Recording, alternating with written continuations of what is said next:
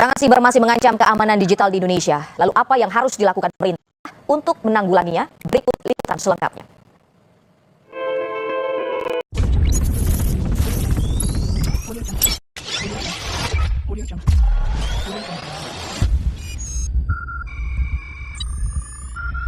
Halo semuanya, perkenalkan nama saya Emi Sofia Pratiwi Boros Litongah dengan NIM 1241171022. Nah, di sini saya akan menjelaskan tentang keamanan digital. Saya sebagai mahasiswi pendidikan masyarakat melihat bahwa perkembangan teknologi digital telah membawa banyak perubahan dalam kehidupan kita, mulai dari belajar, bekerja, berjualan, hingga bersosialisasi. Semuanya kini bisa dilakukan secara online. Namun, kemudahan ini juga sejalan dengan munculnya berbagai ancaman yang bisa membahayakan kita sebagai pengguna. Karena itu, keamanan digital menjadi hal penting yang harus kita pahami agar aktivitas kita di dunia digital tetap aman dan terjaga. Menurut pemahaman saya, keamanan digital adalah kemampuan seorang dalam melindungi data pribadi, perangkat, akun, dan seluruh aktivitas online dari berbagai ancaman seperti peretasan, pencurian identitas, malware, dan penipuan digital. Keamanan digital bukan hanya soal teknologi, tetapi juga terkait dengan perilaku dan kesadaran pengguna.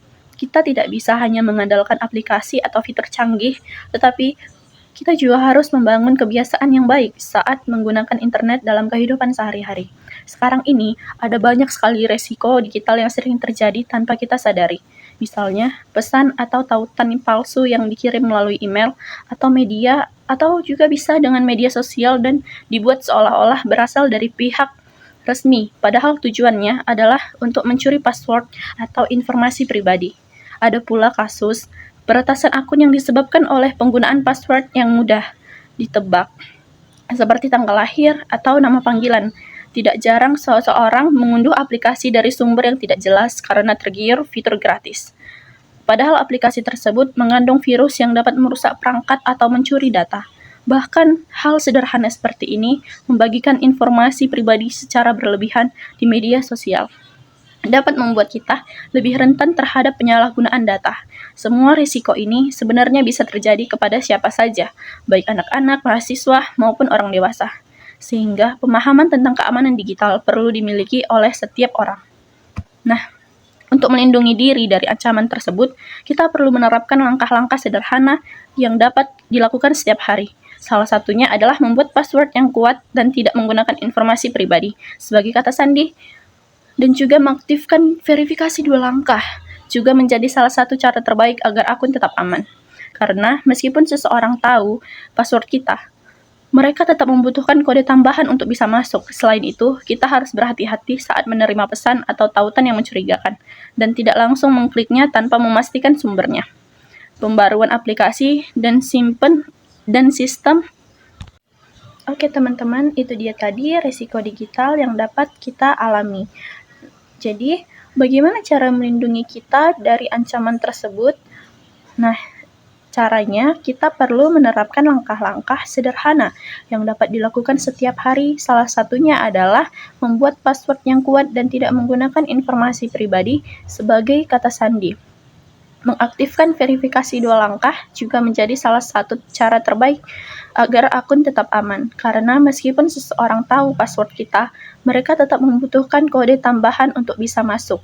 Selain itu, kita harus berhati-hati saat menerima pesan dan tautan yang mencurigakan dan tidak langsung mengkliknya tanpa memastikan sumbernya.